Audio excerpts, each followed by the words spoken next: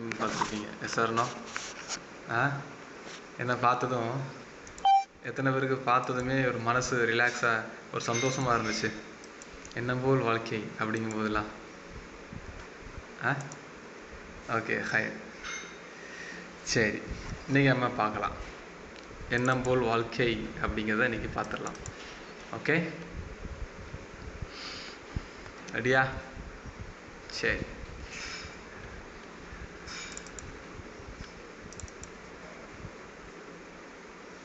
Okay. எண்ணம் போல் வாழ்க்கை, அது என்னங்க எண்ணம் போல் வாழ்க்கை? Any sharing? உங்கள் வாழ்கிறதே பெரிய டாஸ்க்கு, அதில் என்ன எண்ணம் போல் வாழ்க்கை அப்படிங்கிறீங்களா? Any sharing? எண்ணம் போல் வாழ்க்கையில் எனி ஷேரிங்? நியத், வெரி குட். வேறு நியத் போல் ஒரு வாழ்க்கை, ராகத்தாக இருக்கணும். வேறு வேறு வேறு இன்றைக்கி ஃப்ரைடே, கொஞ்சம் சீக்கிரம் ஆன்சர் பண்ணுங்கள். 11:30க்கெலாம் நான் மஸ்ஜிதுக்கு போகணும். எண்ணம் போல் வாழ்க்கை சித்திக், எண்ணம் போல் வாழ்க்கைக்கு அப்படியே நீங்கள் அரபியில் மொழிபெயர்த்துட்டிங்களா? சரி, நல்லது நினச்சா நல்லதே நடக்கும். Very good. நல்லது நினைங்க, நல்லதே நடக்கும். அல்ஹம்துலில்லாஹ். வேறு வேறு வேறு இந்த டைப்பே காணும். கிளாஸ் வந்து ஒரு 6 o'clock நான் நடத்தியிருந்தா கூட சரிங்களாம், எல்லோரும் தூங்கிட்டு இருக்கீங்க, தூக்கலகத்தில் இருப்பீங்கன்னு சொல்லலாம். இப்படி தான் திங்க் பாசிட்டிவ். Very good. இஸ்லாம் சைக்காலஜியில் ஒரு ஆக்டிவிட்டி கேட்டாங்க, ஒரு ஆக்டிவிட்டி கொடுங்க சார் அப்படின்னு சொன்னாங்க உஸ்தாத் அப்படின்ட்டு. சரி, ஆக்டிவிட்டி கொடுத்தேன். அதுக்கப்புறம் ஆக்டிவிட்டி கேட்கவே இல்லையே அவங்க, அதுக்கப்புறம் தூக்கமே வரலன்ட்டாங்க. நான் வந்து ஒடி அவ்வளோ எனர்ஜெட்டிக்காக இருந்தாங்க. அந்த மாதிரி ஆக்டிவிட்டி கொடுத்துருவோமா ஒன்று? என்ன தான் செயல் வெளிப்படும். சொல்லுங்கள், இஸ்லாம் சைக்காலஜி ஸ்டூடெண்ட் சொல்லுங்கள், ஆக்டிவிட்டி கொடுத்துடலாமா? நல்ல ஆக்ஷனை விட உள்ளத்தை பார்க்கலாம். No no no no no no அவ்வளோ பயம் ஆக்டிவிட்டியில் அவ்வளோ பயம் இருக்குது.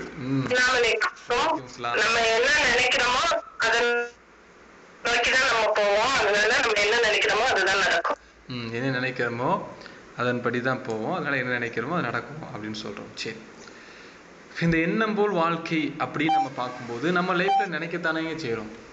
நம்மளும் ஆசைப்படத்தானே செய்யணும், நம்ம லைஃப்பில் மட்டும் நடக்க மாட்டேக்கு அப்படின்னு கேள்வி வரும். நல்ல விஷயத்தை நீயத்தை வச்சா அதுக்கான பாதை எல்லாம் காமிச்சு தரான். Very good. நம்ம அப்படி டவுட் வருதா இல்லையா? நம்மளும் நினைக்கத்தானங்க செய்தோம், நானும் லைஃப்பை விரும்பத்தானே செய்கிறேன், எனக்கு இப்படி நடக்கும்னு ஆசையாக தான் இருக்குது, ஆனால் நடக்க மாட்டேக்குது அப்படின்னு கேள்வி வரும். கரெக்டாக? நீயத் த்ரோ ஹார்ட் ஒர்க். அடுத்தவங்களை நல்லா இருக்குன்னு நினச்சா, அடுத்தவங்க நல்லா நினச்சா நம்ம நல்லா இருப்போம். Very good. பல நாள் கேள்வி இது, பல நாள் கேள்வி. நானும் வந்து ட்ரை பண்ணிட்டு தானே இருக்கிறேன். நானும் நல்லா இருக்குன்னு நினைக்கிறேன், ஆனால் என் லைஃப்பில் மட்டும் நான் இப்போ விரும்புறது நடக்க மாட்டேங்குது அப்படின்னு நமக்கு ஒரு கேள்வி, ஒரு ஆதங்கம் இருக்கும். கரெக்டாக? ஆமாவா இல்லையா? ஒரு ஆதங்கம் நமக்கு இருக்கும். அது எப்படிடா நடத்தி காட்ட? நானும் விரும்புகிறத, என்னை பிடிச்ச வாழ்க்கை நானும் வாழலான்னு செய்கிறோம். திடீர்னு மற்றவங்க சொல்லும்போது நமக்கு ஆசையாக இருக்கும், இந்த மாதிரி நான் ஒன்று போனேன், நான் ஒன்று நினச்சேன், அல்லாஹ் தஆலா வந்து எனக்கு பண்ணி கொடுத்துட்டான், இந்த மாதிரி என் லைஃப்பில் நான் பிடிச்சதை அடைஞ்சிட்டேன், இந்த மாதிரி நான் பிடிச்ச விஷயத்துக்கு போயிட்டேன், இப்படிலாம் நமக்கு தோணும். அவங்க விஷயத்தை கேட்கும் போதெல்லாம் நம்ம லைஃப்பில் இப்படி ஒரு நடந்துடக்கூடாதா, நான் வேற இப்போ நினச்சிக்கிட்டு இருக்கேன், அது நடந்துடக்கூடாதா அப்படின்னு நமக்கு ஒரு ஆர்வம், ஏக்கம் இதெல்லாம் இருக்கத்தான் செய்யும். கரெக்டாக? ஆமாவா இல்லையா? சரி, அதை என்னுடைய சிற்றறிவுக்கு உட்பட்டு, நான் தேடின வரைக்கும் சிற்றறிவுக்கு உட்பட்டு குர்ஆன் சுன்னால சொல்லக்கூடிய செய்திகளை எடுத்துகிட்டு வந்து இன்றைக்கி பார்ப்போம். ஓகேவா? சரியா? சரி, ஃபஸ்ட்டு எண்ணம்னா என்ன? எல்லாரும் சொல்ல மாதிரி தான். நிச்சயமாக செயல்கள் அனைத்தும் எண்ணங்களை பொறுத்தே அமைகின்றன. ஒவ்வொரு மனிதனுக்கும் அவன் எண்ணியது கிடைக்கும். வார்த்தை பிரயோகத்தை நல்லா பாருங்க. ஒவ்வொரு மனிதனுக்கும் அவன் எண்ணியது கிடைக்கும். ஆகவே எவனுடைய ஹிஜ்ரத் அல்லாவிற்கும் அவனுடைய தூதருக்குமாக இருந்ததோ அவனுடைய ஹிஜ்ரத் அல்லாவிற்கும் அவன் தூதருக்குமாகவே அமையும். எவருடைய ஹிஜ்ரத் உலக ஆதாயத்திற்காகவோ அல்லது ஒரு பெண்ணை மணப்பதற்காக இருந்ததோ அவருடைய ஹிஜ்ரத் அவன் எதை நோக்கி இடம்பெயர்ந்தானோ அதற்காகவே அமையும். இந்த ஹதீஸில் 2 நோக்கத்தை குறிப்பிடப்படுது. ஒன்று மறுமை, இன்னொன்று இம்மை. புரியுதா? ஒன்று மறுமையோடைய நோக்கம், அதாவது ஹிஜ்ரத் செய்கிறாங்க, ஒரு அமல் செய்கிறாங்க. இப்போ அந்த ஹிஜ்ரத்துங்கிற தாண்டி ஒரு அமலை செய்கிறாங்க. அந்த அமலை எதிர்பார்த்து அந்த அமல் செஞ்சுட்டு எதிர்பார்ப்பு எங்க இருக்குன்னா மறுமை, முழுக்க முழுக்க மறுமையா இருக்கு. அப்ப அல்லாஹ் தஆலா மறுமையை கொடுத்துருதான். ஒரு அமலை செஞ்சுட்டு முழுக்க முழுக்க இம்மையா இருக்குது, அப்ப இம்மையை அல்லாஹ் கொடுத்துருதான். அல்ல ஹிஜ்ரத் செஞ்சு யாருடைய நோக்கம் வந்து ஹிஜ்ரத் அல்லாஹ்வுக்கு அவரோட தூதருடைய கூலியா அல்லாஹ்வுக்கு அவரோட தூதருக்குமாகவே அமையுமோ, மறுமைங்கிற தாண்டி அல்லாஹ்வுக்காக செஞ்சாங்கன்னா அல்லாஹ் அதுக்கான கூலி கொடுப்பான். நோக்கம் முழுக்க உலகத்துக்காக இருந்துச்சுன்னா உலகத்துக்கு அல்லாஹ் கூலி கொடுப்பான். அது மறுமைங்க இடப்பெயர்ல அல்லாஹ்விற்கு அல்லாஹ் தூதருக்கு தான் இருக்குது. இப்போ நான் ஏன் அந்த இடத்துல சொல்றேன்னா, அப்போ நம்ம இப்போ இப்போயே முடிவெடுத்துறீங்க, அப்போ மர்ம தான் போல, இப்போயே முடிவெடுத்துறீங்க இனிமே மர்ம தான், உலகத்துல எதையும் எதிர்பார்க்க முடியாது, அப்போ நீ மறுமையை தான் நோக்கி வாழணும் போலன்னு சொல்ல வராரு. எதுக்கு போட்டுக்கிட்டுன்னு சில பேர் லெஃப்ட் ஆயிடலாம். என்னடா இது, அப்போ அந்த உலகத்துல நம்ம ஆசைப்பட்ட வாழ்க்கையை வாழ முடியாதா அப்படின்னு ஏக்கம்லாம் இருக்கும். அதனால தான் முன்னாடியே சொல்லிட்டேன். அப்போ யாருடைய ஹிஜ்ரத் அல்லாஹ்விற்காக இருக்குச்சோ அவர் அதுக்கான அல்லாஹ் கூலியை கொடுத்துருவான். உலக ஆதாயத்துக்காக ஒருத்தர் போறாரா, ஹிஜ்ரத் அந்த அமல் செய்யறது உலக ஆதாயத்துக்காக இருக்குதா, உலக ஆதாயத்தையும் அல்லாஹ் கொடுத்துருவான். அப்போ இங்கே நோக்கம் தெளிவா இருக்குதா, கரெக்டா, எந்த நோக்கத்தில் நீங்க இருக்கிறீங்களோ அந்த நோக்கம் உங்களுக்கு கிடைச்சிரும். இதுதான் இந்த ரியாலிட்டி. இந்த அல்லாஹ்வுக்காக இருந்துச்சுன்னா அந்த உங்களுக்கும் அல்லாஹ்வுக்கான விஷயம், உலகத்துக்காக இருந்துச்சுன்னா உலகத்தை அல்லாஹ் கொடுத்துருவான். அப்போ இந்த நோக்கத்தை அல்லாஹ் ரசூலுல்லாஹ் வந்து இந்த ஹதீஸ்ல தெளிவுபடுத்துறாங்க எண்ணத்தை. அப்போ அடுத்து பார்த்தீங்க அப்படின்னா எண்ணுகின்றானே, இப்போ அந்த இறைவன் இந்த இடத்துல ஒரு வார்த்தையை பயன்படுத்துறான். ஹதீஸுல் குத்ஸில் வரக்கூடிய ஒரு ஹதீஸ். என் அடியான் என்னை பற்றி எவ்வாறு எண்ணுகின்றானோ அவ்வாறே நான் அவனுக்கு இருக்கின்றேன். அவன் என்னை நினைவு கூறும்போது நான் அவனுடன் இருக்கின்றேன். அவன் தனக்குள் என்னை நினைத்தால் நான் அவனை என்னிடத்தில் நினைக்கின்றேன். அவனை ஒரு சபையில் என்னை நினைத்தால் அதைவிட சிறந்த சபையில் நான் அவனை நினைக்கின்றேன். அவன் என்னை நோக்கி ஒரு சான் நெருங்கினால் நான் அவனை நோக்கி ஒரு முழம் நெருங்குகின்றேன். அவன் என்னை நோக்கி ஒரு முழம் நெருங்கினால் நான் அவனை நோக்கி 2 கரம் அளவு நெருங்குகின்றேன். அவன் என்னை நோக்கி நடந்து வந்தால் நான் அவனை நோக்கி ஓடி வருகின்றேன் அப்படின்னு ஹதீஸுல் குத்ஸில அல்லாஹ்வே சொன்னதாக ரசூலுல்லாஹ் சொல்லக்கூடிய ஒரு ஹதீஸ். இப்போ பெரும்பான்மையான மக்கள் நம்ம என்ன பண்ணுவோம்னா, என் அடியான் என்னை பற்றி எவ்வாறு எண்ணுகின்றானோ அவ்வாறே நடந்து கொள்கின்றேன் அப்படின்னு இந்த ஹதீஸுடைய மேலே மட்டும் வச்சுக்கிட்டு என்ன பண்ணுவோம், கீழே இருக்கிறத மறந்துடுறோம். கீழே இருக்கிறத என்ன அல்லாஹ் தெளிவா பின்னாடி சொல்றான், அவன் என்னை நோக்கி ஒரு சான் நெருங்கினால் நான் அவனை நோக்கி ஒரு முழம் நெருங்கின்றேன் அப்படின்னு அல்லாஹ் தஆலா பின்னாடி அதோட விஷயத்தை சொல்றான். அப்போ என் அடியான் என்னை குறித்து எவ்வாறு எண்ணுகின்றானோ அவ்வாறு நடந்துப்பேன். உங்க வாழ்க்கை பாசிட்டிவா இருக்கணும், உங்க வாழ்க்கை நீங்க நினைச்சதை அடையணும், உங்க வாழ்க்கையில எல்லாமே உங்களுக்கு ராகத்தா இருக்கணும், பரக்கத்தா இருக்கணும்னா நீங்க அவனை நோக்கி போகணும், அவனை நெருங்கணும். எந்த அளவுக்கு நீங்க அல்லாஹ் தஆலாவை நீங்க நெருங்குறீங்களோ அந்த அளவுக்கான கூலிகள், அந்த அளவுக்கான விஷயங்கள் அல்லாஹ் உங்களுக்கு கொடுப்பான். இது அல்லாஹ் சொல்லக்கூடிய வாக்குறுதி. அதனாலதான் ரசூலுல்லாஹ் என்ன சொன்னாங்க, எந்த ஒரு மனிதரா இருந்தாலும் இறக்கும் சக்கராத்துடைய நேரத்தில் அல்லாஹ்வின் மீது நல்லெண்ணத்தை தவிர நீங்கள் இறந்து விட வேண்டாம் அப்படின்னு சொன்னாங்க. அப்ப எல்லா நேரங்களையும் அல்லாஹ் மீது தவக்குலோட இருங்க, நல்லெண்ணத்தோட இருங்க, நல்லதே உங்களுக்கு கிடைக்கும், நல்லதே நடக்கும், அல்லாஹ் எனக்கு தருவான், அல்லாஹ் அது ரிஸ்க கொடுப்பான், நான் அதை செஞ்சுக்கிட்டு தான் இருக்கிறேன், அல்லாஹ்வை நெருங்கிக்கிட்டு தான் இருக்கிறேன். அல்லாஹ்வை நெருங்கினா மட்டும் போதுமா, இன்னொரு பக்கம் அல்லாஹ் எதெல்லாம் தடுத்தானோ அதை விட்டு தூரமாகவும் இருக்கணும். இது ரொம்ப அக்யூரேட்டா பார்க்கக்கூடிய ஒரு செய்தி. அல்லாஹ் எதை தடுத்தான், என்னதெல்லாம் தடுத்து இருக்கிறான், தடுத்த விஷயங்கள் ஒரு 2 பேரும் நம்ம வீட்டில் உட்காந்து உங்க மனசாட்சியோட கொஞ்சம் பேசுங்க. அதாவது குர்ஆன் சொன்ன என்ன தடுத்து இருக்கு, தடுத்த விஷயங்களை இதெல்லாம் நான் தவிர்த்து இருக்கிறேன், தடுத்த விஷயங்களை செய்யக்கூடிய விஷயங்களுக்கு இதெல்லாம் நான் நியாயம் கற்பிக்கிறேன்னா இந்த காலத்துல இது முடியுமா, இந்த காலத்துல செய்யாம இருக்க முடியுமா, அது அப்படி, அது இப்படி, அது இந்த மாதிரி, அது இப்படி புரிஞ்சுக்கலாம், இல்லை அந்த அறிஞர் அப்படி சொல்றார், இப்படி நமக்கு எதுக்கெல்லாம் எந்த ஒரு தடுத்த தெளிவா தடைன்னு ஒன்று இருக்குது. ஆனா அதுக்கு நம்ம என்னைக்கு வியாக்கானம் கொடுக்க ஆரம்பிக்கிறோமோ அந்த லிஸ்டெல்லாம் எடுங்க. அந்த லிஸ்டெல்லாம் எடுத்து அதற்கு நீங்க சரி செய்ய ஆரம்பிச்சிட்டாலே போதும், திரும்பி பேக் டு ஃபார்முக்கு வந்துடும். இப்போ உதாரணமா நம்ம இருக்கிறோம், என்ன இப்போ இசையை குறித்து பேசுவோம். இப்போ இசை வந்து ஹலாலா ஹராமா அப்படின்னு ஒரு டாபிக் போகுது அப்படின்னா சில பேர் ஹலாலும்பாங்க, சில பேர் இல்லை, பல பேர், ஒரு சில பேர் ஹலாலு, பெரும்பான்மையா ஹராம் தான் சொல்லுவாங்க. இப்போ ஹலாலா ஹராமா இந்த ரேஞ்சுக்கு போறதை விட இசை அவசியம் தானா அப்படின்னு கேட்டுப்பாரு. அது அவசியமா நமக்கு தேவைப்படுதா? அப்ப அந்த ஒரு விஷயங்களை அல்லாஹ்வுக்காக நம்ம விடும்போது ரசூலுல்லாஹ் என்ன சொன்னாங்க, நீங்க ஒண்ணு அல்லாஹ்வுக்காக விட்டீங்கன்னா அதை விட சிறந்த ஒண்ணு அல்லாஹ் உங்களுக்கு கொடுப்பான் அப்படின்னு சொன்னாங்க. அந்த ஹதீஸ் இருக்கா இல்லையா? ஒன்றை வந்து நீங்கள் அல்லாஹ்க்காக விடுறீங்க, நீங்கள் விடும்போது அல்லாஹ்ட்டே நீங்கள் பேசலாம், அல்லாஹ்ட்ட முறையிடலாம். எல்லாம் நான் அதை உனக்காக விடுறேன், எனக்கு நான் எதிர்பார்த்த விஷயத்தை எனக்கு நடத்தித்தா, அதை சிறந்ததாக்கித்தா, அதை நல்லதாக்கித்தா, அப்படி நம்ம அல்லாஹ்ட்ட முறையிட்டு கேட்கலாம். பின்னாடி நிறைய பார்ப்போம், நிறைய சம்பவங்கள், நிறைய ஹதீஸ்கள்லாம் வரும், நமக்கு நல்ல ஒரு கிளாரிட்டி கிடைக்கும் கிளாஸ் முடியும் போது. இப்போ என்னன்றான், அப்போ அல்லாஹ்வை குறித்து எனக்கான எண்ணம் என்ன உள்ளத்தில் இருக்குது, இந்த எண்ணத்தில் தான் என்னது நல்லது நடக்கும்போது பாசிட்டிவாகவும், நமக்கு எதிராக நடக்கும்போது அந்த எண்ணங்கள் நம்பிக்கையை குறையிற மாதிரி இருக்கும், குறையும். அப்போ இதுதான் ஒரு போராட்டம். அந்த போராட்டத்தில் எப்படி நம்ம உள்ளத்தை ஸ்ட்ராங்காக வச்சுருக்குறோம், எப்படி நம்ம உள்ளத்தை ரொம்ப வலிமையாக வச்சுருக்குறோம், இதை பொறுத்து இருக்கு. அப்போ அந்த ரெண்டு கான்செப்ட் புரிஞ்சுதா? ஃபஸ்ட்டு நோக்கம், ரெண்டாவது எண்ணுகின்றானோ. இது புரிஞ்சுதா இல்லையா? புரிஞ்சுனா தம்ஸ்அப் பண்ணுங்க. அடுத்து போகலாமா? அடுத்து தேர்டு பாருங்க, அறிஞர்கள் சொல்லக்கூடிய கருத்துக்கள். இமாம் அல் கஸாலி ரஹிமஹுல்லாஹ் சொல்லக்கூடிய கருத்து என்னது? உன் எண்ணங்களை கவனித்துக்கொள், அவை உன் செயல்களாக மாறும். எண்ணங்களை நீ கவனிச்சுக்கோ, அது ஒரு செயல்பாட்டுக்கு மாறுது. அடுத்து பாருங்க, இமாம் இப்னு கையிம் அல் ஜௌசியா சொல்லக்கூடியது, இதயத்தின் நோய் உடலின் நோயை விட ஆபத்தானது. இதயத்தில் ஒரு நோய் ஏற்படுது, இஸ்லாம் சைக்காலஜியில் டீட்டெயிலாக வரும். நப்ஸை பற்றி, நப்ஸோட ஒரு 8 படித்தரங்கள்.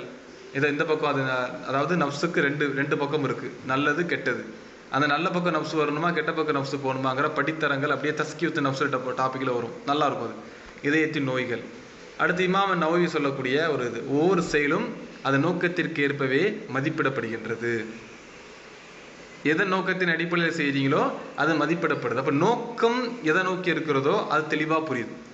அதனால தான் என்ன சொல்லுவாங்க, நோக்கம் சரியாக இருந்தால், உங்கள் நோக்கம் கரெக்டாக இருந்துச்சுன்னா, உங்கள் நோக்கம் அல்லாஹ்வுக்காக இருந்துச்சுன்னா, அந்த விஷயம் கண்டிப்பாக அல்லாஹ் தஆலா உங்களுக்கு நிறைவேற்றி கொடுப்பான். செய்யக்கூடிய விஷயம் அல்லாஹ்வுக்காக மட்டும் இருந்துச்சுன்னா, அந்த அந்த அந்த நீங்கள் ஒரு செயல் என்னக்கூடிய விஷயங்கிறதுக்கு பின்னாடி அல்லாஹ் மட்டும்தான் இருக்கிறான், அல்லாஹ் சொல்லக்கூடிய விஷயங்கள் மட்டும்தான் இருக்குது, வேற உலக காரியங்கள் எதுவுமே இல்லை, முழுக்க நோக்கம் மறுமையாக தான் இருக்குது, மறுமை மீன்ஸ் அல்லாஹ்வுக்காக மட்டும்தான் இருக்குது அப்படின்னா, எந்த விஷயத்தை நீங்கள் செய்யறதுக்கு போராடுறீங்களோ அந்த விஷயத்தை அல்லாஹ் உங்களுக்கு இலகுபடுத்தி கொடுப்பான். அப்போ அந்த நோக்கத்தை நம்ம எப்போ சீர் செய்யணும்? அதனால தான் நிறைய அறிஞர்கள் என்ன சொல்லுவாங்க, நாங்கள் ஒரு செயலை செய்யறதுக்கு முன்னாடி எங்கள் நோக்கத்தை சீர் செஞ்சுப்போம் அப்படின்னு சொல்லுவாங்க. இப்போ இந்த 3க்கு அப்புறம் அடுத்து பாருங்க, குர்ஆன் வசனத்தில் என்ன சொல்றா, மனிதனுக்கு அவன் முயற்சி செய்ததை தவிர வேறு எதுவும் கிடையாது. அவன் என்ன முயற்சித்தானோ அதை தான் பெறுவான். எந்த அளவுக்கு அவனுடைய முயற்சிகள் எதை நோக்கி, ஒரு விஷயத்தை எந்த அளவுக்கு முயற்சி அதை நோக்கி இருக்குதோ அதற்கேற்பத்தான் அவன் பெறுவான் அப்படின்னு அல்லாஹ் அந்த வசனங்களை சொல்றான். அடுத்த வசனங்களை சொல்றான், உங்களில் ஆணாக இருந்தாலும் பெண்ணாக இருந்தாலும் உங்களின் எவருடைய செயலையும் நான் வீணாக்க மாட்டேன். நீங்க யாரா இருந்தாலும் சரி, உங்களுடைய யாரோட செயலையுமே நான் வீணாக்க மாட்டேன் அப்படின்னு அல்லாஹ் வந்து வாக்குறுதியை கொடுக்குறான். அப்போ இது எல்லாமே ஒரு பேசிக்காக நம்ம என்னன்னா ஒரு இன்ட்ரோடக்ஷனாக அப்படி பார்த்துட்டே வரோம். அல்லாஹ் குர்ஆன்ல சொல்றான், அல்லாஹ்வை நம்புங்க, அல்லாஹ்வை தவிர உங்களுக்கு யார் உதவி செய்ய முடியும், அல்லாஹ் உங்க நம்பிக்கையை வீணாக்க மாட்டான். அல்லாஹ் குர்ஆன்ல சூரத்துல் அல் பகரால சொல்லுவான், சூரத்துல் பகரால அல்லாஹ் உங்களுடைய நம்பிக்கையை வீணாக்க மாட்டான். அந்த நம்பிக்கை எப்படிப்பட்ட நம்பிக்கையா இருக்கணும்னா மறுமைக்கு, அதாவது அல்லாஹ்வுக்காக இருக்கணும். உதாரணமாக அந்த வசனம் எதை தொட்டு வரும் அப்படின்னு பார்த்தீங்கன்னா, ரசூல்லா வந்து அந்த உள்ளம் எந்த அளவுக்கு இருக்குதுன்னு பாருங்க. ரசூல்லா வந்து மஸ்ஜிதுல் அக்ஸா பார்த்து தொழுதுகிட்டே இருக்கிறாங்க.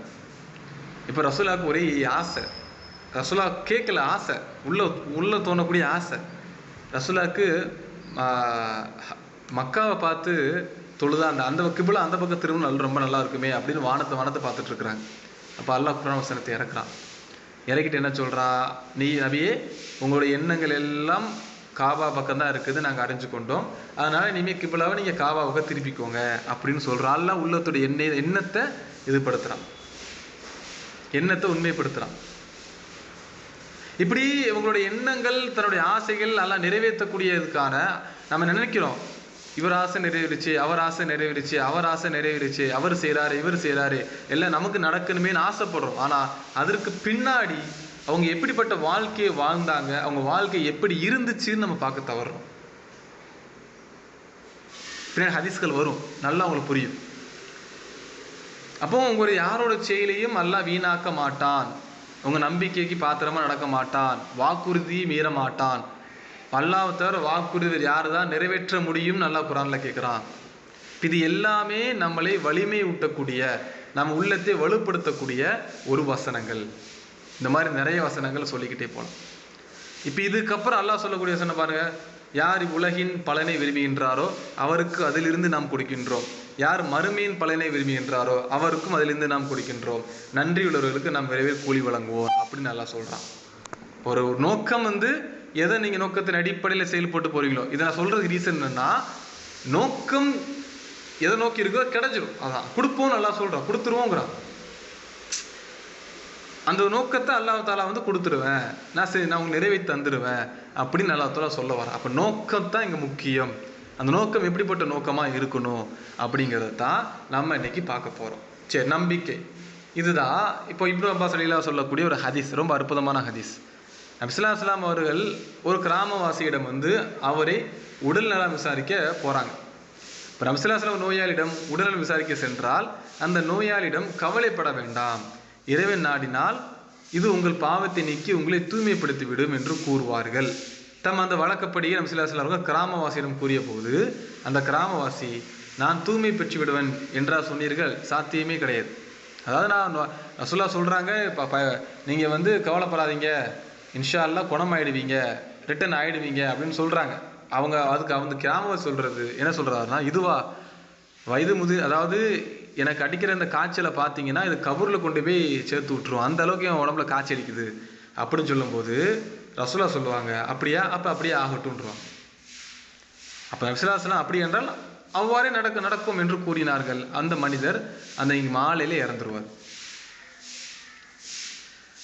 அப்போ நம்பிக்கை இந்த ரசூலுல்லாஹ் என்ன சொல்றாங்க, கவலைப்படாதீங்க, உங்களுக்கு அல்லாஹ் குணம் அளிச்சிருவான் அப்படின்னு சொல்லும்போது அந்த மனிதர் என்ன சொல்றாரு, அப்படியா, அப்படிலாம் இல்லை, எனக்கு இந்த நோய் கபூரில் கொண்டு போய் சேர்த்து விட்டுரும். அப்போ ஒரு மனிதன் கவலைப்படாத சரியாயிடும் அப்படின்னு சொல்லும்போது நம்ம நம்பிக்கை எதன் அடிப்படையில் இருக்கு? அல்லாஹ் எனக்கு குணமாக்குவான், அல்லாஹ் எனக்கு சரிப்படுத்துவான், அல்லாஹ் எனக்கு தருவான், அல்லாஹ் எனக்கு எல்லாத்தையும் லேசாக்கி தருவான், அல்லாஹ் எனக்கு கொடுப்பான் அப்படிங்கிற நம்பிக்கை உறுதியா இருந்தா அந்த நம்பிக்கைக்கு ஏற்ப அல்லாஹ் நடப்பான். அதெல்லாம் எனக்கு சுற்றி எனக்கு நடக்கிற மாதிரியே இது தோணலை, எனக்கு அது செட் ஆகாது, அப்படி வாய்ப்பு இல்லை, அது எனக்கு தெரிஞ்சு இப்படி தான் ஆகும் இப்படிங்கிற நம்பிக்கை உள்ளத்தில் ஆழமாக உருவாகும் போது, ஆழமாக நம்பப்படும் போது அதற்கு ஏற்றாறு போல தான் நடக்கும். நம்பிக்கை ரொம்ப அவசியம், நம்பிக்கை ரொம்ப அவசியங்கிறதா இந்த ஹதீஸ் நமக்கு மேற்கோள் காட்டுது. இப்போ அடுத்து ரொம்ப இஸ்ரவேலர் சம்பவம், இதுதான் ரொம்ப ஆச்சரியமான சம்பவம். இந்த சம்பவத்தில் ஒரு நிறைய படிப்பினைகள் இருக்கு. நபி ஸல்லல்லாஹு அலைஹி வஸல்லம் கூறினார்கள், இஸ்ரவேலர்கள் புகாரில் வரக்கூடிய சஹீஹான ஹதீஸ், இஸ்ரவேலர்களில் ஒருவர் மற்றவரிடம் தமக்கு 1000 தங்க காசுகள் கடனாக கேட்டார். கடன் கேட்கிறார். இப்போ கடன் கேட்கப்பட்டவர் சாட்சிகளை கொண்டு வாங்க, சாட்சி இருந்தால் தான் நான் கடன் தருவேன்னு சொல்றார்.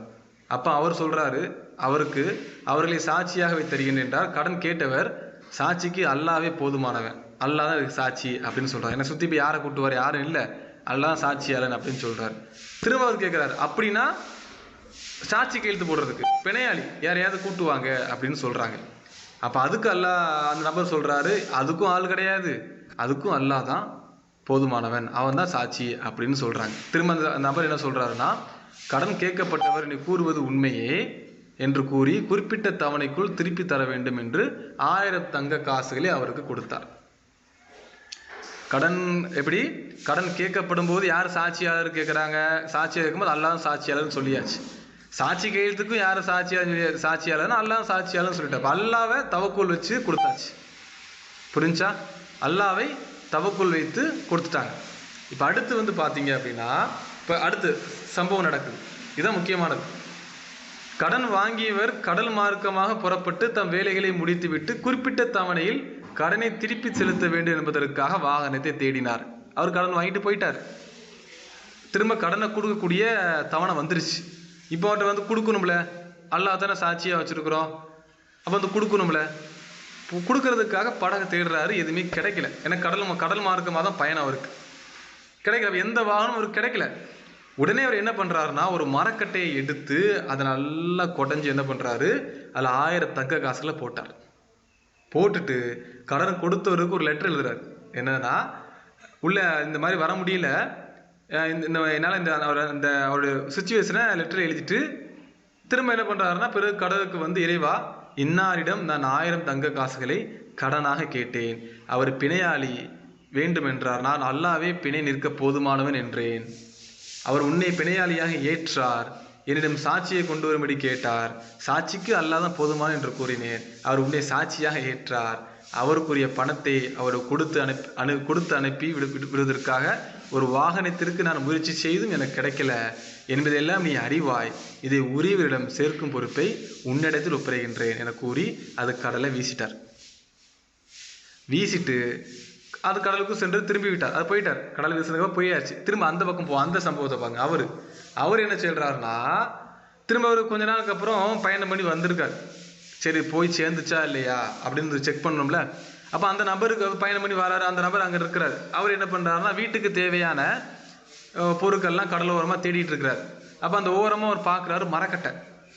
அப்போ அந்த மரக்கட்டையை எடுத்துகிட்டு போய் என்ன செய்கிறாருன்னா, வீட்டுக்கு வந்து ஒரு பயன்பாடு வேற எரிக்கிறதுக்காக வச்சுப்போம் அப்படிங்கிறதுக்காக இந்த மாதிரி அந்த மரக்கட்டையை எடுக்கிறாரு. மரக்கட்டை எடுத்து உள்ளே பார்த்தா அவர் கொடுத்த பணம் அந்த மரக்கட்டைகள் இருக்குது. அந்த காசும் அந்த லெட்டரும் மரக்கட்டைகள் இருக்குது. சுபானல்லாஹ். அப்போ திரும்ப வந்து அவர் வந்து என்ன சொல்றாரு, திரும்ப அந்த கொஞ்ச நாளுக்கு அப்புறம் வராரு. எங்கே வராரு? வீட்டுக்கு வராரு. அவரை பார்க்க வந்துட்டு திரும்ப அவர் கேட்குறாரு, இந்த மாதிரி நீங்கள் இடையில ஏதாவது செஞ்சீங்களா, ஏதாவது கொடுத்து விட்டீங்களான்னு கேட்குறாரு. அப்போ அவர் சொல்கிறாரு, நான் தான் உங்களுக்கு உங்களுடைய பணத்தை கொடுக்கறதுக்கு நான் முயற்சி செஞ்சேன். ஆனால் அந்த முயற்சி எனக்கு கிடைக்கல. அதனால தான் ஒரு கட்டையில் கொடுத்து அனுப்பிச்சு வச்சேன்.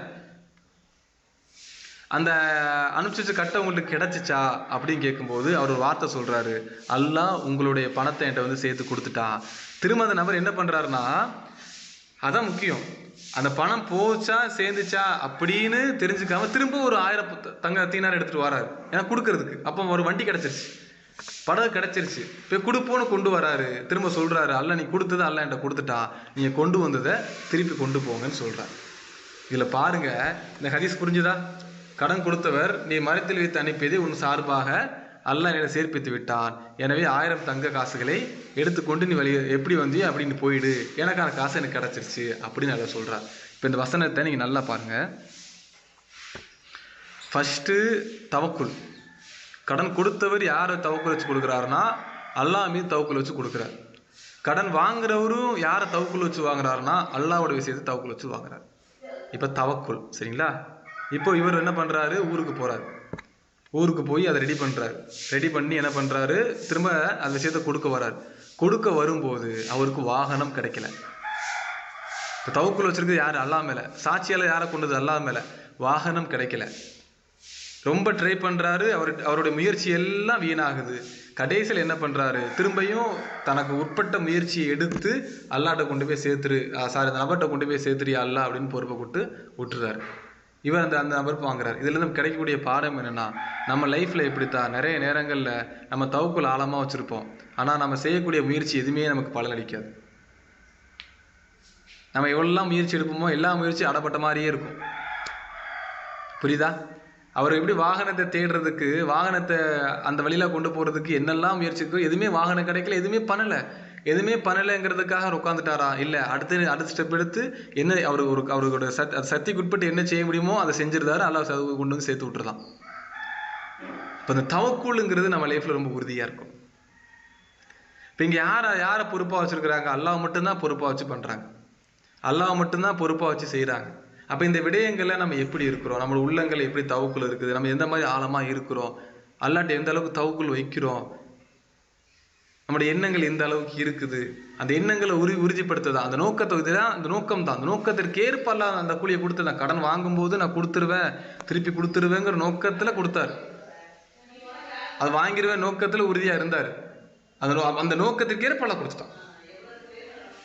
அதனால ரசூலுல்லாஹ் சொன்னாங்க, யார் கடன் வாங்கும்போது திருப்பி கொடுக்கக்கூடிய எண்ணத்தோட வாங்குறாரோ அவருக்கு அல்லாஹ் பொறுப்புதாரியா இருப்பான்.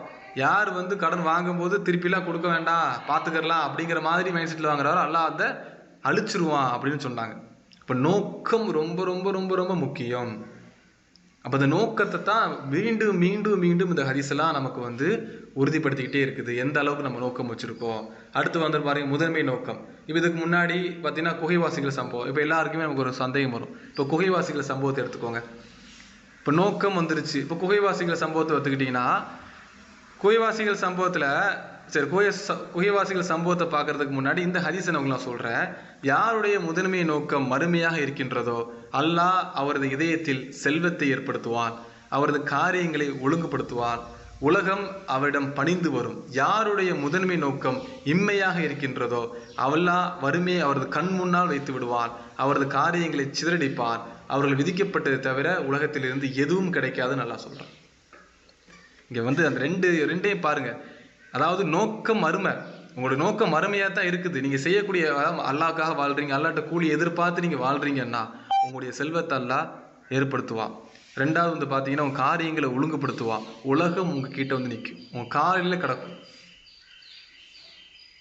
அதனாலதான் உமரில் சகாபாக்கள் காலத்துல வாழும்போது பாத்தீங்கன்னா உலகத்துல அவங்க செல்வந்தம் பெரிய பெரிய மேட்டரியில் அவங்களுக்கு காலில். இப்ப நம்ம எல்லாரும் உழைக்கிறது என்ன, 1 கோடி 2 கோடி கிடைச்சா நல்லா இருக்குமே, அப்படி கிடைச்சா நல்லா இருக்குமே, இப்படி கிடைச்சா நல்லா இருக்குமே, செல்வம் நல்லா இருக்குமே, பொருளாதாரம் நல்லா இருக்குமே, இப்படிதான் எல்லாரும் ஓடிட்டு இருக்கோம்.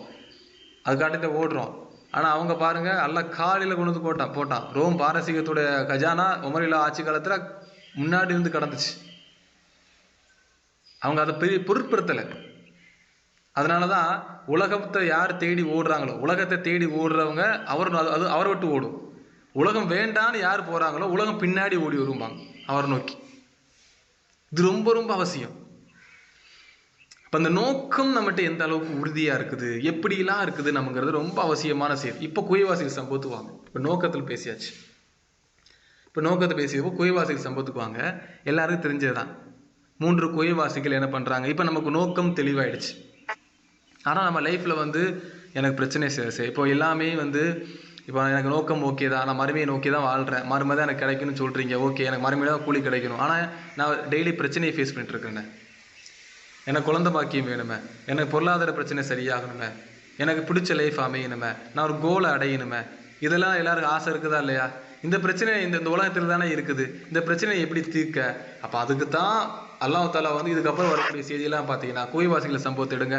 குகைவாசிகள்ல 3 பேர் இந்த குகையில போய் அடைஞ்சிருவாங்க. அப்ப என்ன ஆயிரும், கல்லு மறைச்சிரும். மறைச்சிட்டு 3 பேர் என்ன செய்வாங்க, எல்லாம் 3 பேரும் துவா செய்வாங்க. கரெக்டா? 3 பேரும் துவாக்கள் செய்ய செய்ய செய்ய அந்த குகை கொஞ்சம் கொஞ்சமா நகரும். கரெக்ட்? ஆமாவா இல்லையா?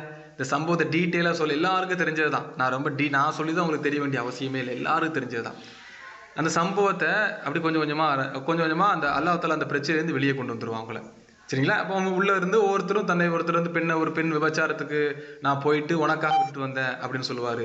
இன்னொருத்தர் சொல்லுவாரு, ஒருத்தர் கூலியை கொடுத்தேன், அவர் வாங்காம போயிட்டாரு. திரும்ப அந்த கூலியை வச்சு ஒரு பெரிய ஆட்டு பண்ணையை உருவாயிடுச்சு. அவர் கேட்டதுமே அந்த ஆட்டு பண்ணையை அவர் கையில கொடுத்துட்டேன். திரும்ப 3வது ஒருத்தர் சொல்லுவாரு, என் தாய் தந்தையருக்கு சாப்பிட்ற வரைக்கும் நாங்க யாரும் சாப்பிடல, அவங்க எந்திரிச்சதுக்கு அப்புறம் தான் நாங்க சாப்பிட்டோம், அவங்க சாப்பிட்டதுக்கு அப்புறம் தான் சாப்பிட்டோம் அப்படின்னு சொல்லுவார். இந்த 3 செய்திகள், இந்த 3 இதுமே யாருக்காக பண்ணியிருப்பாங்கன்னா ரப்புக்காக பண்ணியிருப்பாங்க. அல்லாட்ட கூலியை எதிர்பார்த்து பண்ணியிருப்பாங்க, அவ்வளவுதான். அந்த அல்லாவுக்காக இகலாசோட உள தூய்மையோட பண்ணும்போது உலகத்துல ஒரு பிரச்சனையை அவங்க ஃபேஸ் பண்ணும்போது, அல்லாஹ் என்னை இந்த பிரச்சனையிலிருந்து பாதுகாத்துடு அப்படின்னு சொல்லும்போது அல்லாஹ் பாதுகாத்துறான். புரியுதா? நான் செஞ்சது உனக்கு அந்த செய்தியில பாருங்க, எல்லாம் உனக்காக செஞ்சிருந்தா, உனக்காக இதை செஞ்சிருந்தா இதை விளக்கிரு அப்படின்னு சொல்லும்போது அல்லாஹ் விளக்குறான். உனக்காக செஞ்சிருந்தா இதை விளக்குறான், உனக்காக செஞ்சிருந்தா விளக்குறான். நோக்க நம்ம செய்யக்கூடிய விஷயம் நம்ம அதை தான் திரும்ப திரும்ப சொல்லுவோம். நான் நோக்கம் தெளிவா இருக்குது. நான் எல்லாம் இந்த படிப்பை படிக்க ஆசைப்படுறேன், ஆனா இந்த படிப்பு மூலமா எனக்கு எந்த புகழும் தேவையில்லை.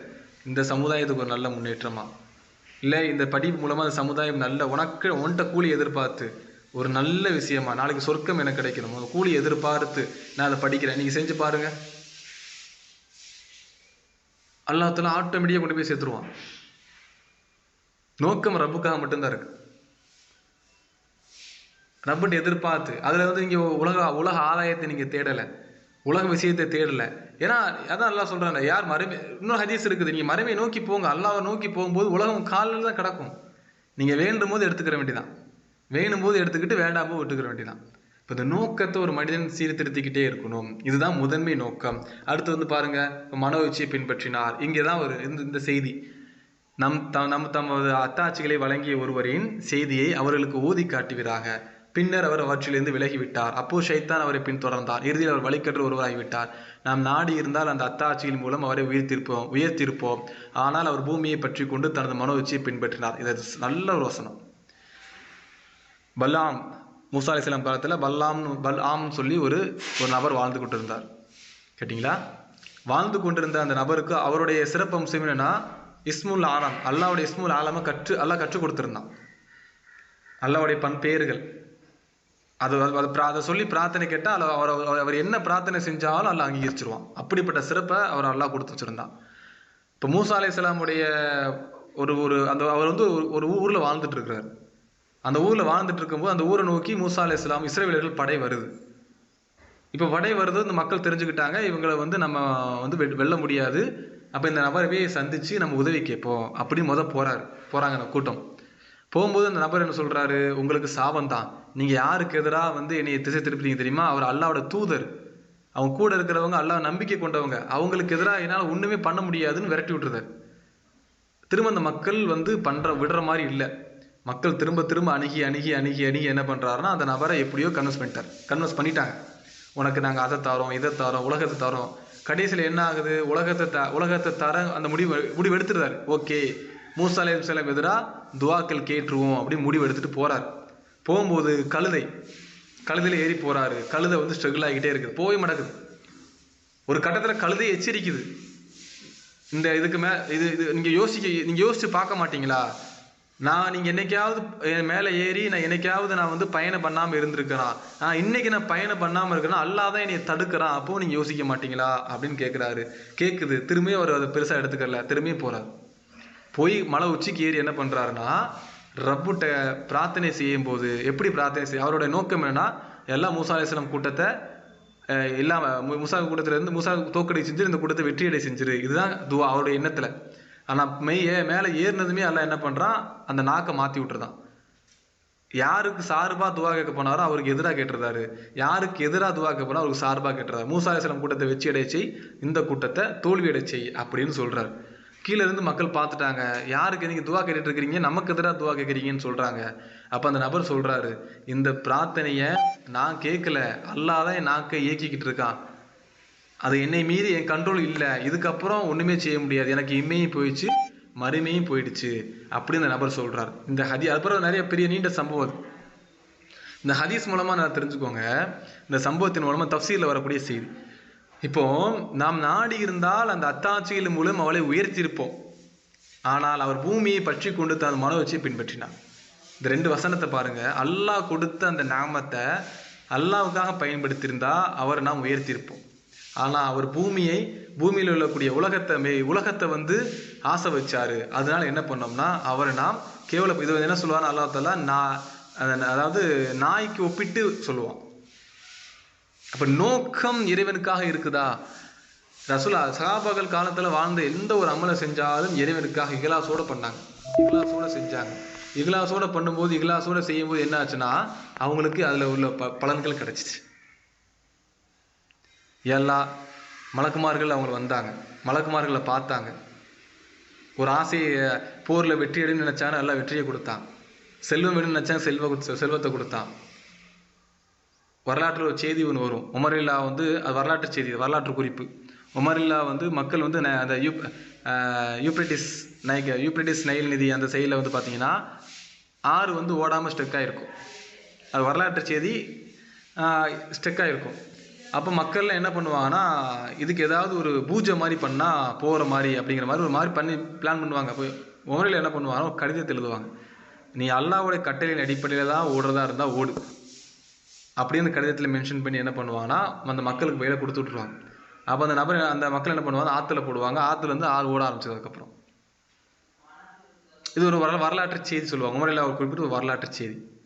இப்போ இந்த வரலாற்று செய்தி இப்போ பிழையா உண்மையா அப்படிங்கிறத தாண்டி அதை நினைச்சு பாருங்க, அவங்களுடைய எண்ணம் எப்படி இருந்துச்சு. அந்த பிரார்த்தனை அதான் வந்து ரசூலுல்லாஹ் காலத்துல வந்து ஒருத்தர் அல்லாஹ் தஆலா சொல்லுவான், நபிஸல்லல்லாஹு சொல்லுவாங்க. அற்புதமான செய்தி, அடிக்கடி என்னுடைய கிளாஸ்ல நான் சொல்லுவேன். அதாவது மக்கள்ல சில பேர் உங்ககிட்ட இருக்கிறாங்க, அந்த மக்கள் அல்லாஹ் கிட்ட வல்லாகி சத்தியம் செஞ்சு எனக்கு சொர்க்கம் வேண்டும் அப்படின்னு கேட்டாலும் அல்லாஹ் சொர்க்கத்தை கொடுத்துருவான் அப்படின்னு சொன்னாங்க. அப்படிப்பட்ட மக்கள் உங்களை இருக்கிறாங்க அப்படின்னு. இன்னொரு செய்தி ஒன்று வரும். என்ன செய்தினா, ரசூலா கிட்ட ஒரு கேசஸ் வரும். என்ன கேஸு? பல்லு உடைக்கப்பட்ட கேஸ் வரும். அப்போ பல்லுக்கு பல்லு உடைக்கணும். அப்போ ரசூலா என்ன சொல்லுவாங்க? பல்லு உடைங்க அப்படின்னு தீர்ப்பு கொடுத்துருவாங்க. அப்போ அந்த பல்லு உடைச்சதுக்கு திரும்ப உடைக்க போகிறாங்கல்ல, அந்த கூட்டத்தில் ஒருத்தர் இருப்பார். அவர் என்ன சொல்லுவார்? வல்லாஹி பல்லு உடைக்கப்படாதுன்னு சொல்லுவார். வல்லாஹி பல்லு உடைக்கப்படாது. ரசூலா சொல்லுவாங்க பல்லு உடைக்கணும்பாங்க. திரும்ப அந்த நபர் சொல்லுவார் வல்லாஹி பல்லு உடைக்கப்படாது அப்படின்னு சொல்லுவார். திரும்ப ரசூலா சொல்லுவாங்க பல்லு உடைக்கப்படணும்னு சொல்லுவாங்க. திரும்ப அந்த நபர் சொல்லுவார் வல்லாஹி பல்லு உடைக்கப்படாது அப்படின்னு சொல்லுவாங்க. இதை பார்த்துட்டு இருந்த அந்த நபர், இல்லை நான் பல்ல உடைக்கல, பழிக்கு பழி வாங்கலை, நான் வந்துட்டு நஷ்டஈடு வாங்கிட்டு போயிருந்தேன் அப்படின்னு சொல்லுவார். அப்போ ரசூலா அப்போ இந்த ஹதீஸை மேற்கோள் காட்டுவாங்க. மக்கள் உங்கள்கிட்ட சில பேர் இருக்கிறாங்க, அவங்க அல்லாஹ் மீது சத்தியம் செஞ்சு இப்படி தான் நடக்கணும், இப்படி தான் நடக்கணும் அப்படின்னு சத்தியம் செஞ்சு ஒன்று கேட்டானா அல்லாஹ் தஆலா நிறைவேற்றிடுவான் அப்படின்னு சொன்னாங்க. அந்த நபர் யாரு அப்படின்னு இன்னொரு ஹதீஸ்ல வந்து பார்த்தீங்கன்னா, அவர்கள் உங்கள் பார்வைக்கு ரொம்ப பெருமதியாக இருக்க மாட்டாங்க. நீங்கள் பார்த்தீங்கன்னா ஒரு திருகமுக்கோ தீனாருக்கோ ஒரு பெருமதி இல்லாத மாதிரி தான் அவங்க இருப்பாங்க. ஆனால் அவங்க அல்லாஹ் மீது சத்தியம் செஞ்சு ஒன்று கேட்டால் அல்லாஹ் கொடுத்துருவான். இவங்க யாருன்னா, ஹதீஸ்க்கு அதாவது சொல்லும்போது ஹதீஸ் அறிஞர்கள் சொல்லும்போது நபர்கள் யாராக இருப்பாங்கன்னா, இவங்க அல்லாஹ் மட்டும் சார்ந்திருக்கக்கூடியவங்களா இருப்பாங்க. இவங்களுக்கு வந்து ஏதாவது ஒரு விஷயம்னா அல்லாஹ், எந்த விஷயத்துக்குனாலும் அல்லாஹ் தான் அவங்களுக்கு உதவி செய்யணும். அல்லாஹ் மட்டும்தான் சார்ந்திருப்பாங்க. அப்படிப்பட்ட நபர்களா இருக்கிறோமா? அதுதான் கேள்வி. புரியுதா? அப்படிப்பட்ட நபர்களா இருக்கிறோமா? அப்படிப்பட்ட நபர்களா வாழ்றதுக்கு முயற்சி பண்றோமா? அதுதான் நம்மளுடைய கேள்வி. அப்போ அடுத்த அல்லாஹ் நற்பாக்கியங்கள் உண்டு. அது இதான் சொல்றது. அதாவது மூமீன்கள் வாழும்போது அல்லாஹ் தஆலா எப்படி சொல்றான் பாருங்க. இன்னும் அவர்கள் சிலர் ரப்பனா எங்களுக்கு உலக நற்பாக்கியங்களை தந்தருவாயாக, மறுமையிலும் நற்பாக்கியங்களை தந்தருவாயாக, நெருப்பின் வேதிலிருந்து காத்தருவாயாக எங்களை. ரப்பனா ஆத்தினா ஃபி துன்யா ஹஸனத்துல் வ ஃபில் ஆখিরাতি ஹஸனத்துல் வ கினா அதாபன்னார் சொல்லிட்டு அடுத்த வசனத்துல அல்லாஹ் சொல்றான், இவ்வாறு அவர்களுக்குத்தான் அவர்கள் சம்பாதித்த நற்பாக்கியங்கள் உண்டு. ரெண்டுலேயும் அல்லாஹ் சொல்றான், இம்மை மறுமை இரண்டிலும் நற்பேறு பேரை கேட்கின்ற அவர்களுக்குத்தான் அவர்கள் சம்பாதித்த நற்பாக்கியங்கள் உண்டு, தவிர அல்லாஹ் கணக்கெடுப்பதில் மிக தீவிர. இதுக்கு முன்னாடி ஒரு வசனம் வரும். என்னன்னா, சில நபர்கள் ஒரு செயலை செஞ்சானா ரப்பனா எங்க இந்த உலகத்துல மட்டும் நற்பாக்கியத்தா அப்படின்னு கேட்கக்கூடியவங்களும் இருக்கிறாங்க அப்படின்னு அல்லாஹ் சொல்லுவான். இப்போ நம்ம எப்போ இருக்கணும்னா இம்மை மறுமை கேட்கக்கூடியவங்களா இருக்கணும். ஒரு செயலை செய்றீங்களா, எல்லாம் ரப்பனா ஆத்தினா ஃபி துன்யா ஹஸனத்துல் வ ஃபில் ஆখিরাতি ஹஸனத்துல் வ கினா அதாபன்னார், இம்மையிலையும் குளிர்த்தா மறுமையிலையும் குளிர்த்தா. அப்போ இதை வலுப்படுத்தக்கூடிய ஹதீஸ் ஒன்று இருக்கும். என்ன ஹதீஸு? ஒரு முஸ்லீம் நோயப்பட்டு மிகவும் மெலிந்து பறவை குஞ்சு போல் ஆகிவிட்டார். அப்போ ரசூலுல்லாஹி அவரை சந்திக்க வராங்க. இப்போ ரசூலுல்லாஹி பார்த்துட்டாங்க, இது சம்திங் ராங், இவர் இருக்கிற சூழல் வந்து சம்திங் ராங். அப்போ நீங்கள் அல்லாஹ்ட்ட ஏதாவது துவா செஞ்சீங்களா அப்படின்னு கேட்குறாங்க. அப்போ ஆமாம் ஏதாவது கேட்டிங்களா? அவர் கூறினா ஆம். அப்போ அல்லாஹ்வே என்ன மாதிரி துவா செஞ்சீங்கன்னு கேட்குறாங்க. அல்லாஹ்வே மறுமையில் எனக்கு வழங்கப் போகும் தண்டனையை இம்மையிலே எனக்கு விரைவாக கொடுத்து விடு என்று நான் துவா செய்தேன் அப்படின்னு சொல்கிறாங்க. திரும்ப ரசூலுல்லாஹ் சொல்கிறாங்க, அதுக்கு நபி ஸல்லல்லாஹு அலைஹி வஸல்லம் சுபஹான் அல்லாஹ், உங்களால் தாங்க முடியாது, உங்களால் ஒருபோதும், உங்களால் நம்ம எல்லாரையும் எல்லாம் ரசூலுல்லாஹ் சொல்கிறாங்க, மனிதர்களால் அது தாங்கவே முடியாது. அதற்கு பதிலாக இப்படி துவா செய்யலாமே. எப்படி? அல்லாஹும்ம ரப்பனா ஆத்தினா ஃபி துன்யா ஹஸனத்துல் வ ஃபில் ஆখিরাতি ஹஸனத்துல் வ கினா அதாபன்னார். அல்லாஹ்வே எங்கள் இறைவனை எங்களுக்கு இம்மையில் நன்மை மறுமையில் நன்மை வழங்குவாயாக, நரக வேதியிலிருந்து எங்களை காப்பாற்றுவாயாக. அதன் பிறகு அவர் இந்த துவாவை செய்தார். அல்லாஹ் அவருக்கு நலத்தை அளித்தான். இப்போ எப்படி பாருங்க.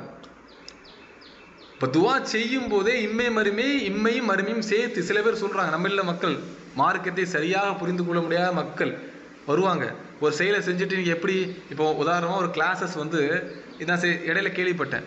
என்கிட்ட சொன்னாங்க தப்சீர் சொல்லி, அதாவது என்னன்னா தர்ஜுமா அதாவது மார்க்க கல்வியை சொல்லி கொடுத்து அதுக்கு நீங்கள் ஃபீஸ் வாங்கினீங்கன்னா உங்களுக்கு இம்மையில அல்லாஹ் தஆலா வந்து மறுமையில கூலி தர மாட்டான் அப்படின்னு சில மக்கள் சொல்லக்கூடிய செய்திகளை நம்ம பார்க்குறோம். எப்படி, எந்த ஆதாரத்தின் அடிப்படையில் எப்படி சொல்கிறோம்?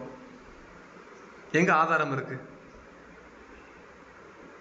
முஸ்லீம்ல ஒரு ஹதீஸ் தெளிவாக வரும், இந்த உலகத்திலேயே கூலி வாங்குறதுக்கு தகுதியானது குரான் அப்படின்னு. குரானை சொல்லி கொடுத்து தான் நீங்க கூலி வாங்குறது தகுதியானதுன்னு சொன்னாங்க.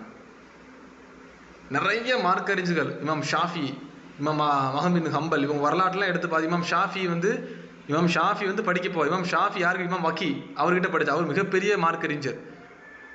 இமாம் ஷாஃபி என்ன பண்ணுவாருன்னா போயிட்டு என்ன பண்ணுவார், யாருமே இல்லாத நேரங்கள் என்ன பண்ணுவார்னா போயிட்டு அதாவது ஆசிரியர் இல்லாத நேரங்களில் அந்த மாணவர்களுக்கு பாடம் எடுப்பார். அப்போ அந்த ஆசிரியரை கவனிச்சிட்டார் என்ன பண்ணிட்டாருன்னா, அவர் சொல்கிறாரு, நீ ஃபீஸ் கேட்டாமல் இங்கே படி அப்படின்னு சொல்கிறாங்க இமாம் ஷாஃபியை பார்த்து. அப்போ அங்கே நல்லா தெளிவாக தெரியுது ஃபீஸ் வாங்கிட்டு இருக்காங்க, தெரியுதா தெரியலையா? நீங்கள் பணம் செலுத்த வேண்டாம், நீங்கள் பணம் செலுத்தாமல் இங்கே படிச்சுக்கோங்க அப்படின்னு அந்த அறிஞர் குறிப்பிடுறார் இமாம் ஷாஃபி கிட்ட. அதுக்கப்புறம் இமாம் ஷாஃபியோட தாயார் வந்து படிக்க வச்சு அது ஒரு பெரிய நீண்ட வரலாறு. அப்போ இது வந்து எது நோக்கம், ஒருத்தர் அதாவது ஃபீஸ் ஒருத்தவங்க வந்து வாங்குறாங்க, ஒரு செயலை செய்கிறீங்க, நீங்கள் வந்து நோக்கம் முழுக்க இம்மே தான். அப்படி இருந்தால் அந்த கூலி இம்மையில கொடுத்துரும், மறுமையில் எந்த கூலியும் கிடையாது.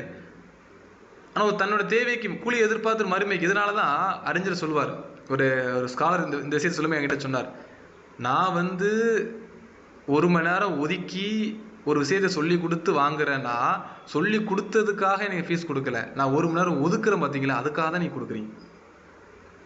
உங்களுக்கு நான் 1 மணி நேரம் ஒதுக்கி நடத்துறேன்ல, ஒரு பாடம் நான் 1 மணி நேரம் நடத்துறேன்ல, அதுக்காக தான் நீங்கள் கொடுக்குறீங்க அப்படி அந்த அறிஞர் சொல்லுவார். அப்போ இந்த புரிதல் நமக்கு வேணும். ஏன் இந்த புரிதல் இந்த இடத்துல சொல்கிறோம்னா, நம்ம நிறைய பேர் அப்படித்தான்.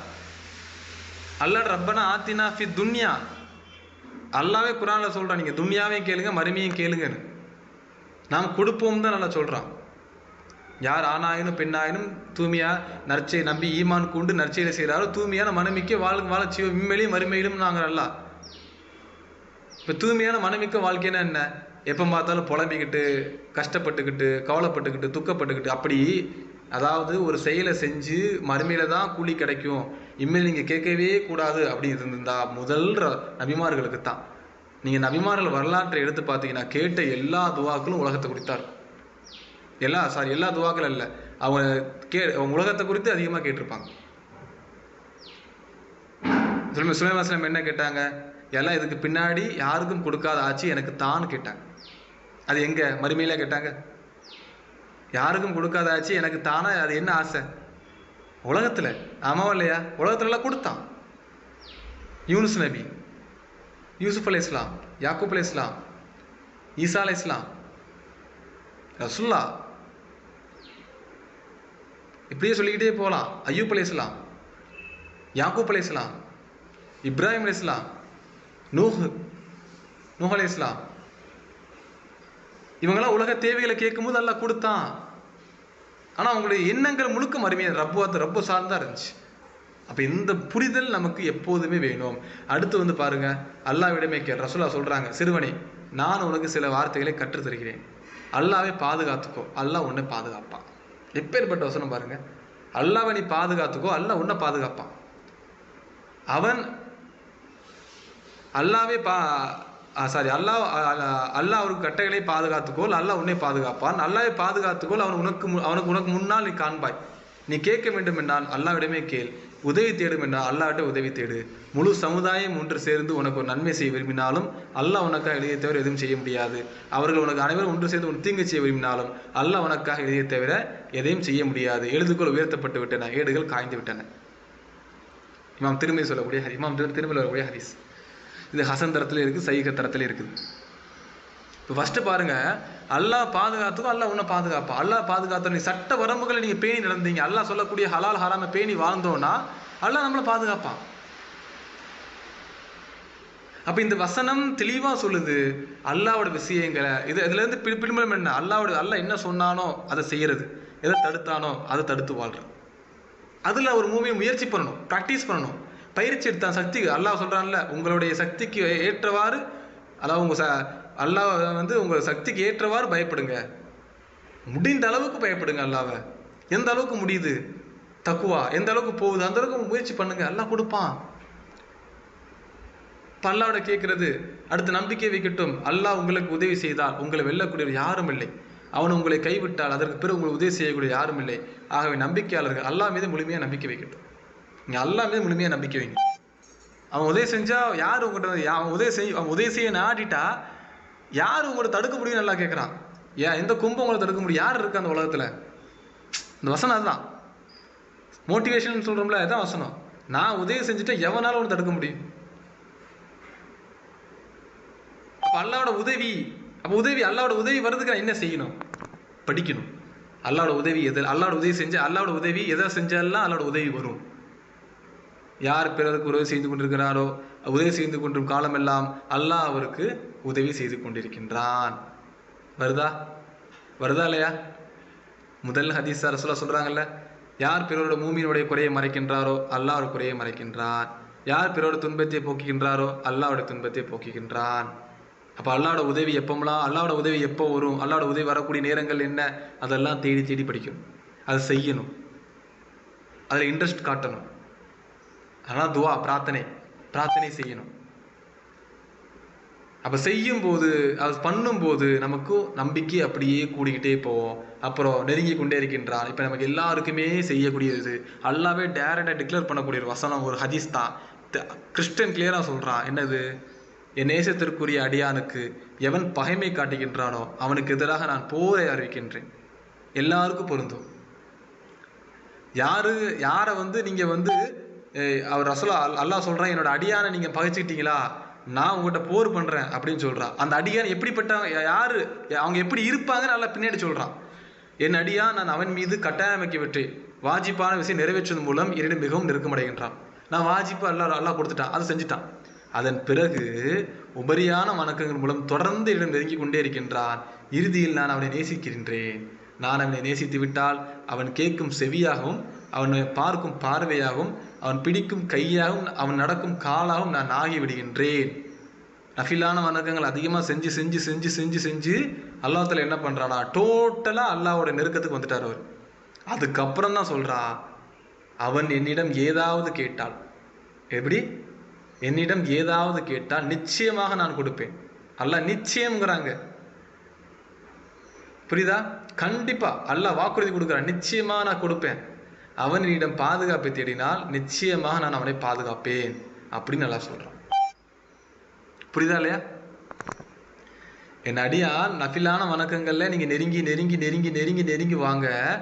அல்லாஹ் பற்றுகின்ற, அப்போ அல்லாஹ் பற்றுகின்ற பார்வையாக, நடக்கின்ற காலாக, பற்றுகின்ற கையாக, பார்க்கின்ற பார்வையாகனா நல்லதை பார்ப்பாரு, நல்லதை கேட்பாரு, நல்லதை செய்வார், நல்லதை பேசுவார், நல்ல நடப்பார், ஹலாலை பேணி வாழ்வார், ஹராமை தடுத்து வாழ்வார்.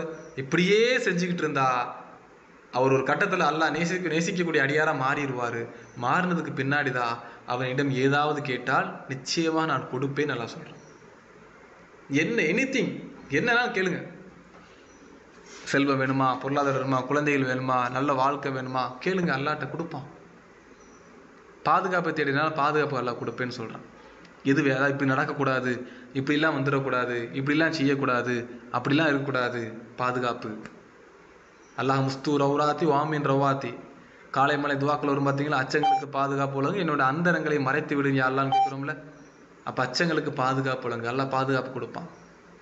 நம்மளோட செயல் மனோ உச்சிக்கு மாற்றமாக இருக்கும்.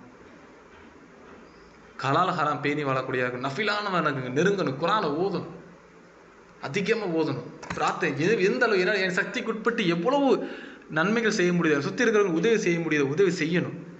அந்த ஹதீஸ் நமக்கு நினைவூட்டணும்.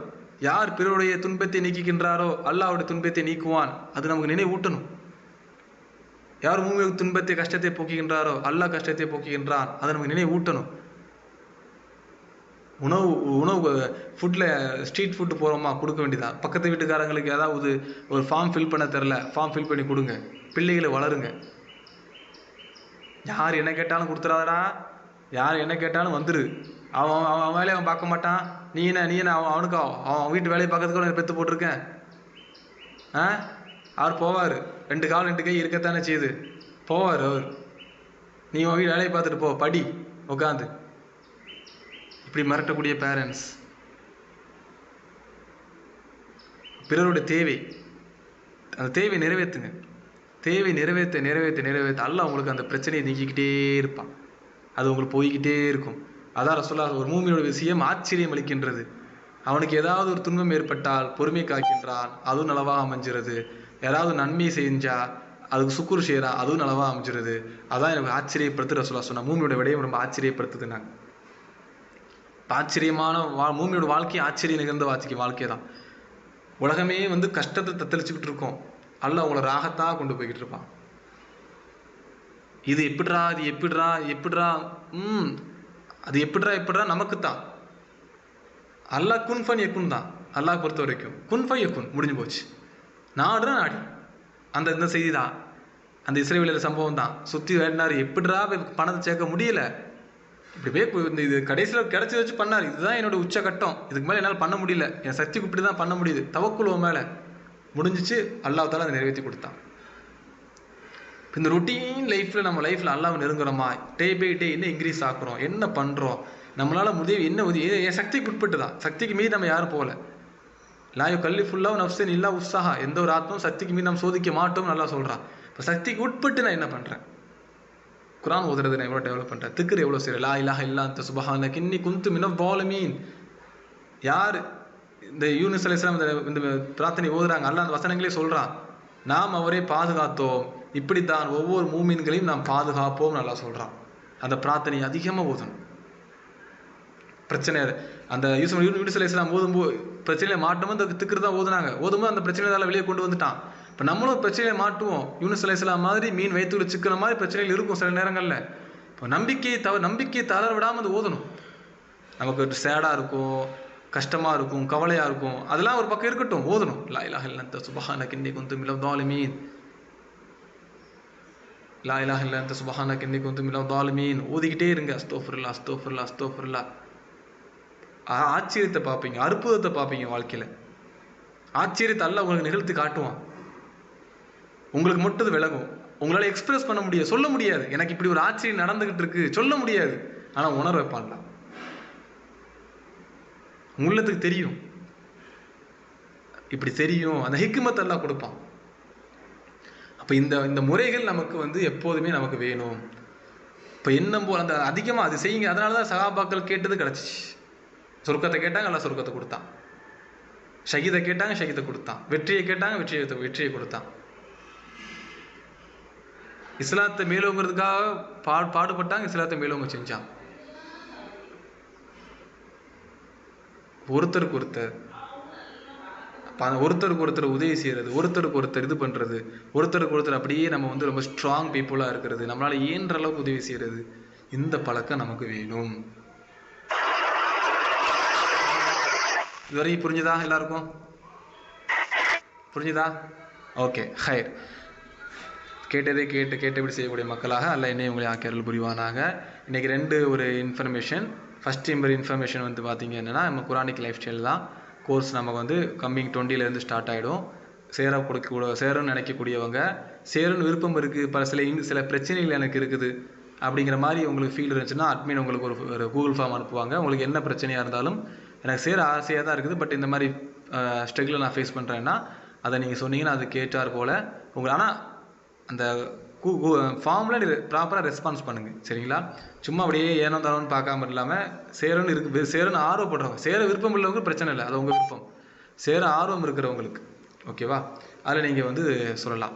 ரெண்டாவது பார்த்தீங்கன்னா, ஆல்ரெடி நம்ம நேற்று எக்ஸ்பிளைன் பண்ண மாதிரி தான், நம்ம ஆம்புலன்ஸ், நம்ம சேர்ந்த ராக தரக்கட்டளை அப்படின்னு சொல்லக்கூடிய ஒரு ஆம்புலன்ஸ் தான். அந்த உங்களுக்கு சின்னதாக அந்த ஒரு எதுக்காக அப்படின்னா, அந்த வீடியோ காமிச்சுக்கிறத நீங்கள் பார்த்தீங்கன்னா புரியும்.